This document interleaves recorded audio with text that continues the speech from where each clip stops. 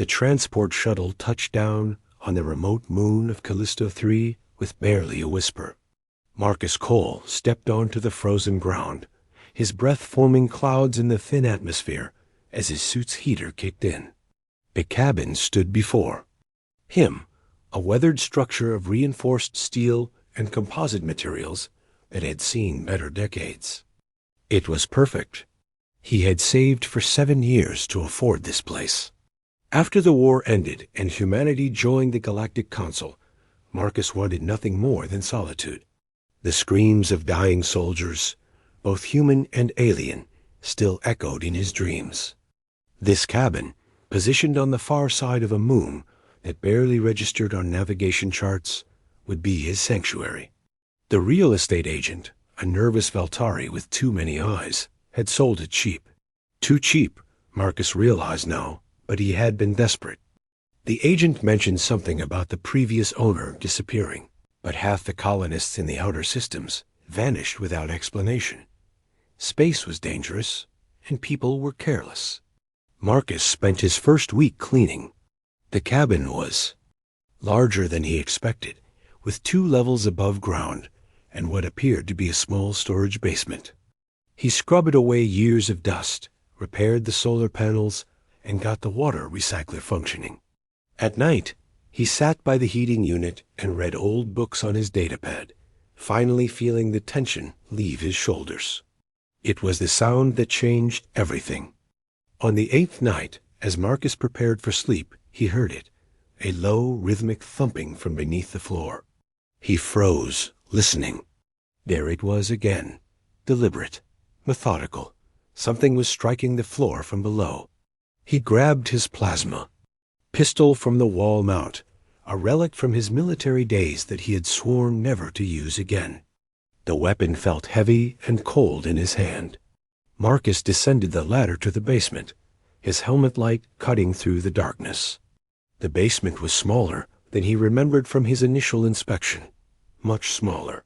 He paced the dimensions, comparing them to the floor plan above. There were at least 3 meters missing. He pressed his hand against the far wall and felt a faint vibration. It took him 2 hours to find the hidden panel. When it slid open, a blast of stale air rushed out, followed by a stench that made him gag. Beyond was a corridor, and at its end, a reinforced door with a viewing slot. Marcus approached slowly, his pistol raised. He peered through the slot and immediately jumped back. A face stared back at him, not human, not any species he recognized from his service. The being was massive, easily 3 meters tall, even in its crouched position. Its skin was covered in dark blue scales that shimmered in the dim light. 4 arms, each corded with muscle, ended in clawed hands.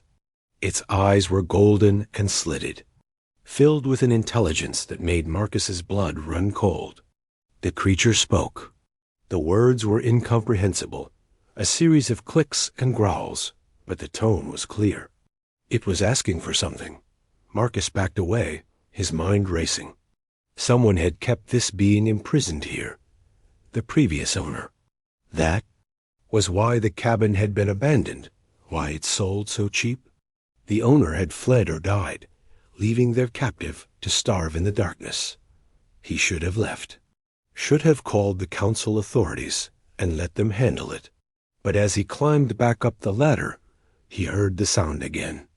Not aggressive pounding now, but weaker. Almost pleading. Marcus had seen prisoners of war, had guarded them himself during the conflict. He remembered their faces, the desperation, the slow death of hope.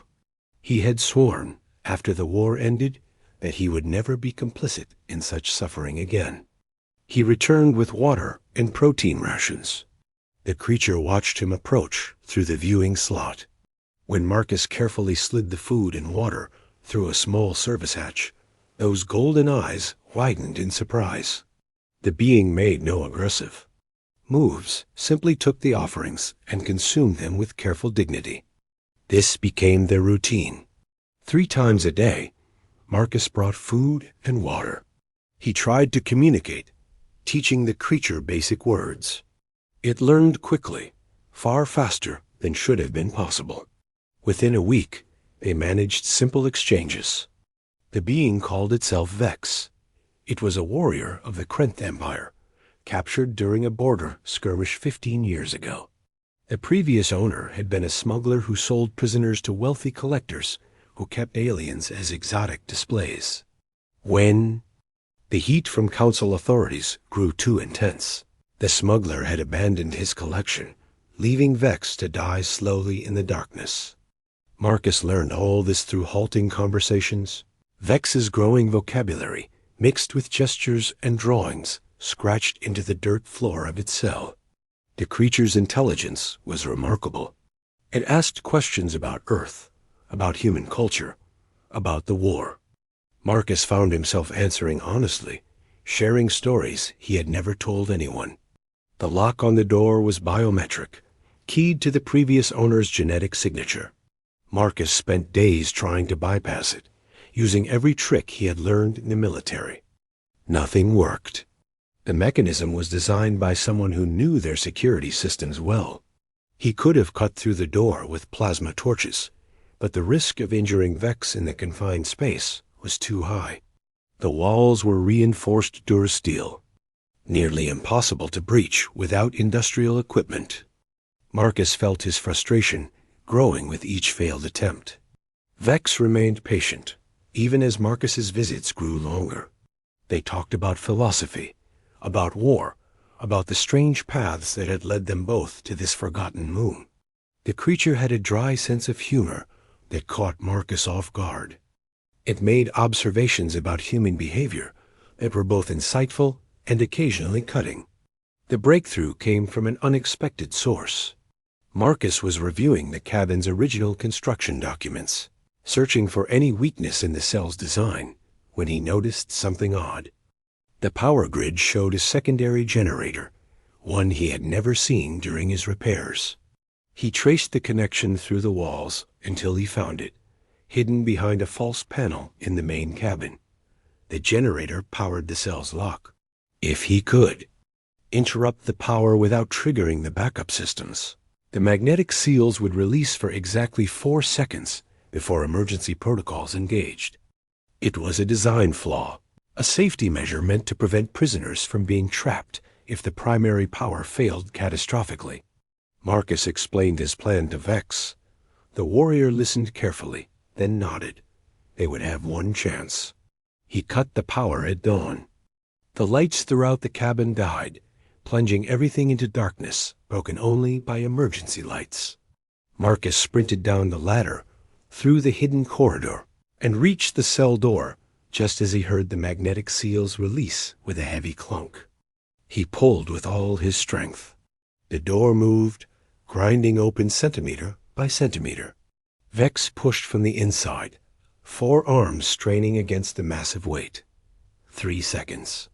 The door was halfway open. 4 seconds. Marcus threw himself sideways as Vex squeezed through the gap, and the door slammed shut with a boom that shook the entire structure. It collapsed in the corridor, breathing hard. Vex's golden eyes met Marcus's, and for a moment neither spoke. Then the warrior began to laugh, a deep rumbling sound that echoed off the walls. Marcus found himself joining in, the tension of weeks breaking in a wave of relief.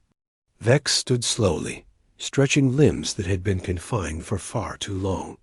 The warrior was even more imposing at full height, head brushing the corridor ceiling. But there was no threat in its posture, only exhaustion and gratitude. They returned to the main cabin.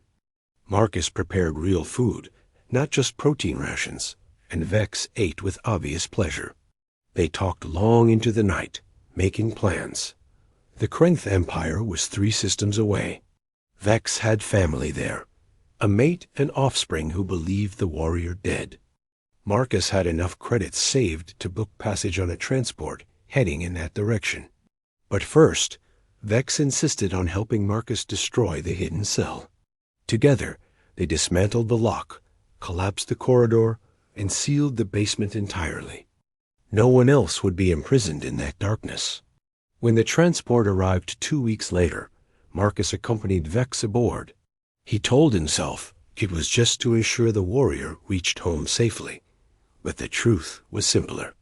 They had become friends, bound by circumstance and mutual respect. The Krenth Empire welcomed Marcus with wary curiosity. Humans were still new to this region of space, and their reputation as fierce fighters preceded them. But Vex vouched for him, and that carried weight. Marcus met the warrior's family, saw the joy of reunion, and understood that some purposes transcended species. He returned to Callisto 3 eventually, but the cabin felt different now. Not empty, but peaceful. Marcus had come seeking isolation, and found instead a reminder that connection, even unexpected and across vast differences, was what gave life meaning. Sometimes, late at night, he received messages from Vex, stories of the Empire, questions about Earth, jokes that worked better in person but still made Marcus smile. He always replied, adding his own observations and experiences. The war had taught Marcus about destruction. A chance purchase on a forgotten moon had taught him about redemption. Both lessons, he decided, were worth learning.